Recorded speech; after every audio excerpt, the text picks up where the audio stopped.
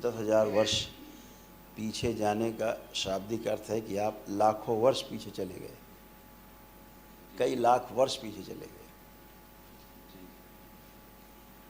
तो मारा मारी इतना नहीं था।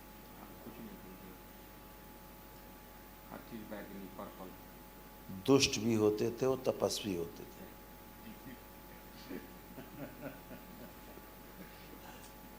वो भी साधक ही होते थे। केवल सोच का फर्क था।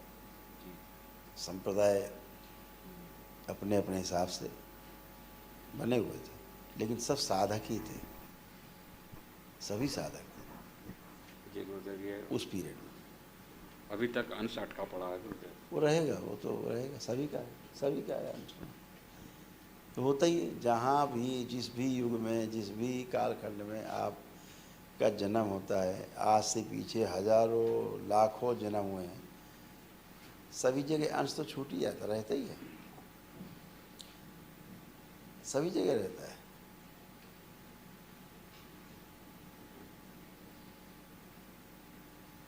बस दरबार ये करता है, जब आपको जिस कालखंड में यात्रा करा देता है, वहाँ पर जिस अवस्था में, ध्यान की अवस्था में यहाँ से गए, तो वो अंश ध्यान की प्रक्रिया में सक्रिय हो जाता है और हमेशा वो ध्यानस्थ ही रहता है वहाँ, तो उसका प्रभाव आएगा।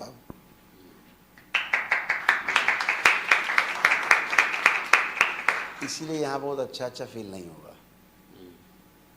बहुत रूखापन सा है, रूखापन है, रूखी रोटी है। यस, यही है, सूखी रोटी। उसका प्रभाव आता रहेगा। धीरे धीरे ये प्रभाव दरबार अभी आपके पीछे कर देगा। गुरुदेव स्टार्टिंग जो हुई थी, सफ़ेद गाय का जो केंद्र है, वहाँ पर तेजी से इंटर किए थे। सफ़ेद गाय पूरे कुबड़ वाली, मतलब हाँप वाली, उसके केंद्र से यात्रा, सूर्य नाड़ी, उसके अंदर घुस करके फिर यात्रा शुरू हुई। हाँ, ये तो दरबार हमने एक बार का आपको जिक्र किया था प्रसंग का, माता के, कि हमने जब पूछा था बाबा से, हाँ, कि बाबा मनुष्य का जो जन्म हुआ है वो कहाँ से हुआ, पहला जन्म कैसे हुआ होगा, तो उत्तर दिया था उन्होंने, यही कहा था कि मुझे ऐसा लगता है कि गाय के पेट से मनुष्य का जन्म हुआ है, पहले मनुष्य के। मुझे आज अनुभव में ही आया, वापसी यात्रा में खूब तेजी से चक्र बने और उसमें अंदर चले गए, और उसके बाद फिर पीछे की यात्रा शुरू। क्योंकि आप पूरी मनुष्यता का अनुभव कर पा रहे थे। जी, ठीक है ना। तो उसका प्रमाण भी हमको मिला जब हमने बताया कि माँ के गर्भ में जिस जीवाणु से बच्चे का लालन पालन होता है, गर्भस्थ शिशु बढ़ता है, गर्भ में पुष्ट होता है,